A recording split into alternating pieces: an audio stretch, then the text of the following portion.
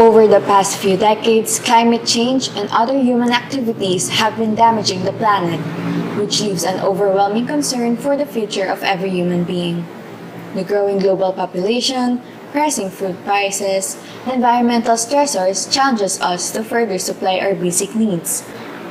Food security, as defined by the United Nations Committee on World Food Security, means that all people, at all times, have physical, social, and economic access to sufficient, safe, and nutritious food that meets their food preferences and dietary needs for an active and healthy lifestyle. Despite the fact that the world produces enough food to satisfy all 7.5 billion people, 1 out of 9 individuals globally suffer from severe hunger on a daily basis. Food scarcity or lack of food resources is one of the world's leading causes of global famine. Unlike in most agricultural producing countries, some regions of the world, including South Sudan, are experiencing hungry seasons prior to harvest. One challenge the nation faces every year are the seasons. South Sudanese rely on the dry season for the harvest and refer to the rainy season as the hunger season because it's the time when they rely on stored food before the next harvest. These are the periods of the year when the previous harvest food stocks are depleted, and the opportunity to replace these food supplies is still some time away. This forces many families to forgo one or more meals each day until the next harvest, which may take longer than expected. There is something from the home. Yeah, no something. Like food, whatever. Although food insecurity may come from various factors, some can be generic, such as poor governance or lack of institutional support. Food insecurity can also be transitory when this is occurring in a time of crisis. It can also be seasonal or chronic when the issue is in a continuing basis. But the factor that greatly affects food insecurity, especially the people that are in the lower class, is the lack of income and the access to adequate income. This is based on the fact that the poor have fewer assets compared to the middle and upper class. They are only able to benefit from growth when there is a raise from the return of the assets they hold.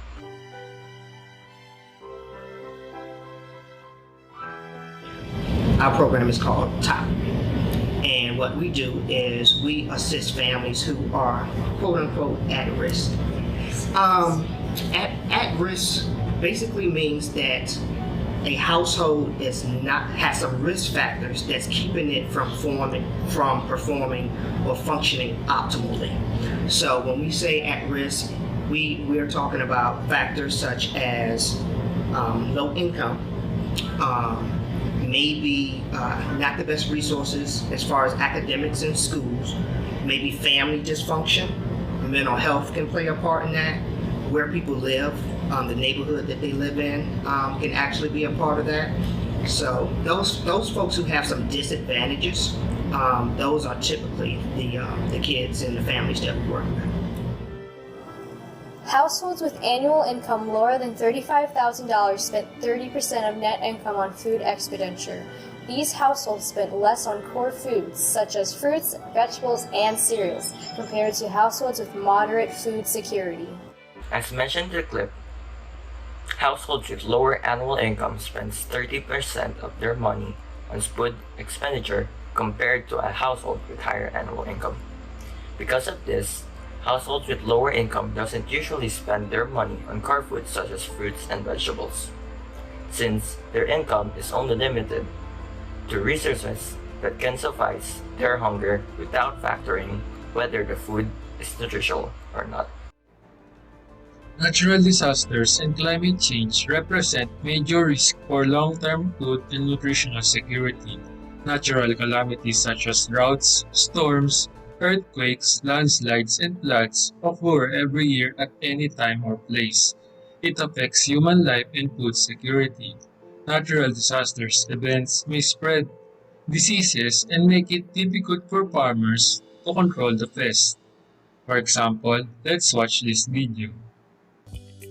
Rice is the staple food and a very important source of livelihood for millions of Filipinos. Farmers, however, face several constraints that threaten rice production. They lose an average of 37% of their crop annually due to pests and diseases.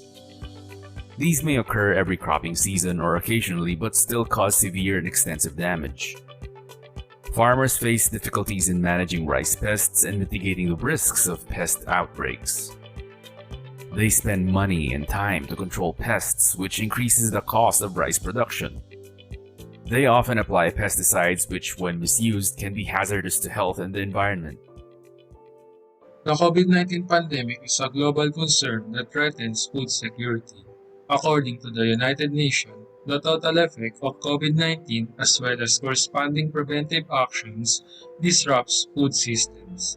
Measures to control COVID-19 outbreaks are already affecting global food supply chains, alongside the impact of climate change and a general increase in the number of people living in poverty as border restrictions and travel bans were implemented in response to the COVID-19 pandemic. Communities across the world have been challenged by food shortages. Locals are no longer able to go out to work in fields or distribute goods in urban areas, villages, and farms. Whether it is utilized for drinking, home use, food production, or recreation, safe and readily available water is critical for public health. Improved water supply and sanitation, as well as better management of water resources, can help countries thrive economically and reduce poverty. In addition to this, the world has started to develop solutions to maintain and manage its water supplies, using technologies such as water irrigation and water purifiers. The first one is a water irrigation technology.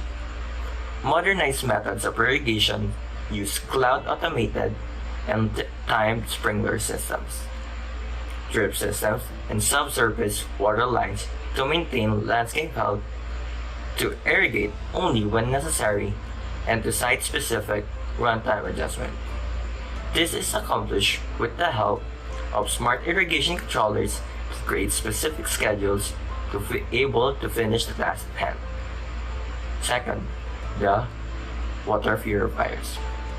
Most waters used in industrialized countries are being treated at water treatment plants. Although the methods used in those treatment plants depend on the size and the severity of the contamination in the water, it is ensured that the water within the treatment plants is compliant with the standard of the national and international regulations.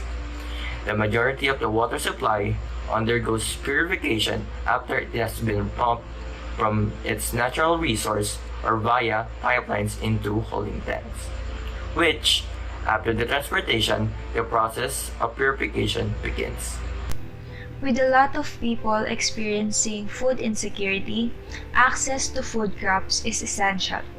And with the various seasons and disasters that we encountered before, during, and after harvest, the world is starting to develop solutions to help end hunger despite all circumstances.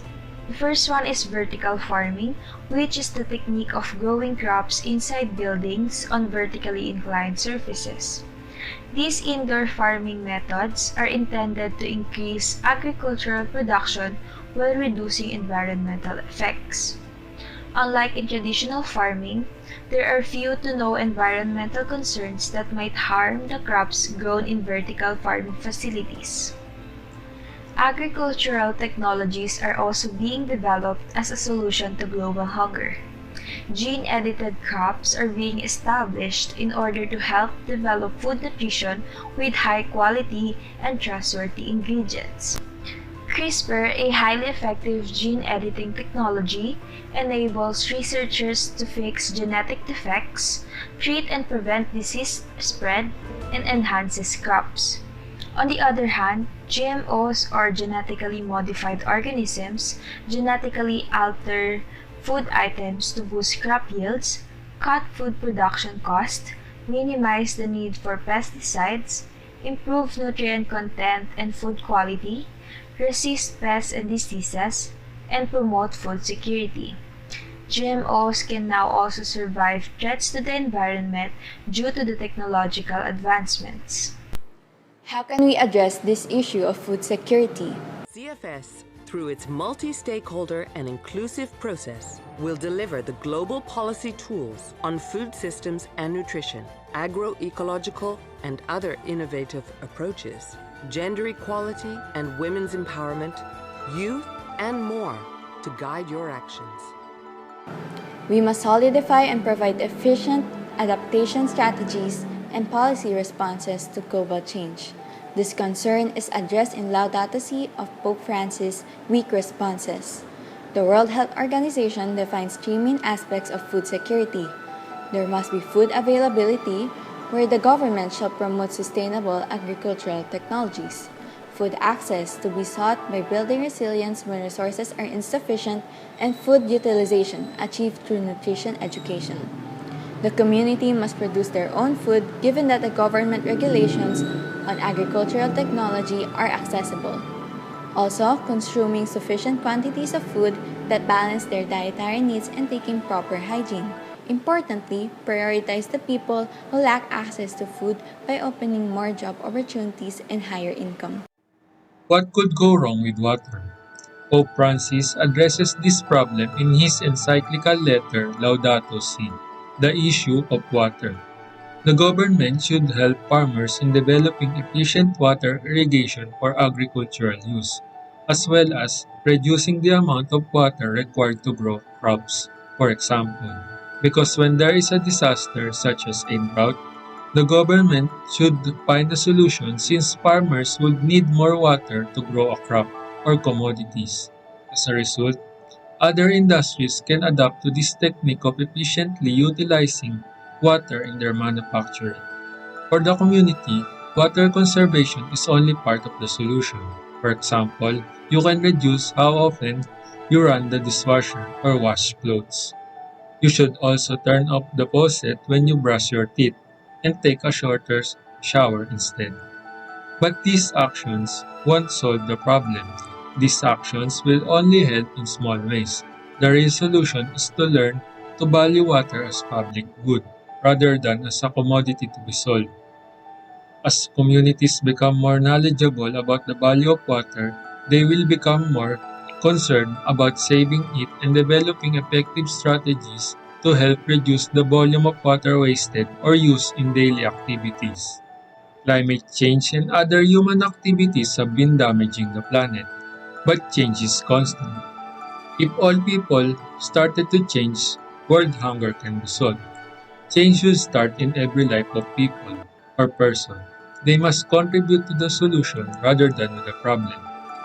For example, giving can also be helpful.